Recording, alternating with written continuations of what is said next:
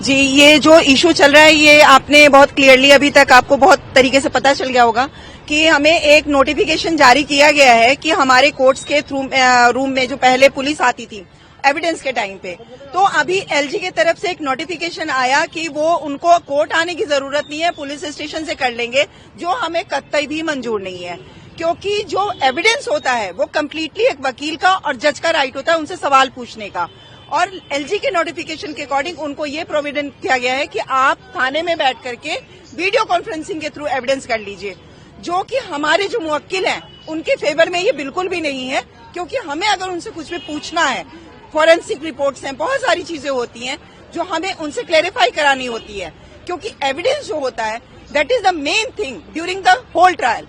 वो ट्रायल अगर आप कहते हैं कि नहीं ट्रायल आप यहाँ नहीं करके और आप पुलिस स्टेशन में करेंगे, वो हमें बिल्कुल भी मंजूर नहीं है। तो हमारा एलजी से यही है रिक्वेस्ट है कि इसको वो विड्रॉ करें, हमें ये बिल्कुल भी मंजूर नहीं है। तो मैम जैसे आप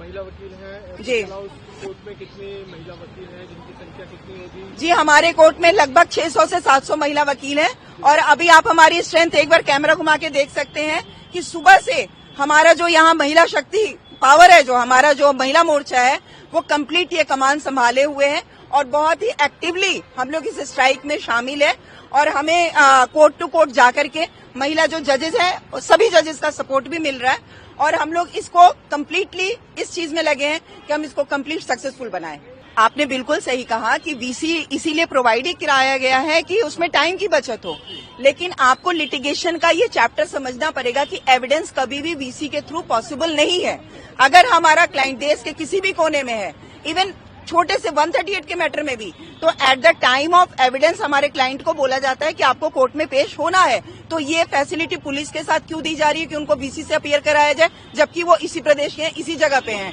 तो जहां पे न्याय की बात होती है, न्याय सबके लिए बराबर होता है, क्लाइंट के लिए अलग, एक्यूज्ड के लिए अलग और पुलिस के लिए अलग नहीं होता। इसलिए हम इस चीज को, इस प्रोविजन को नहीं मानते कि at the time of evidence उनको फिजिकल अपीयरेंस कोर्ट में जरूरी है।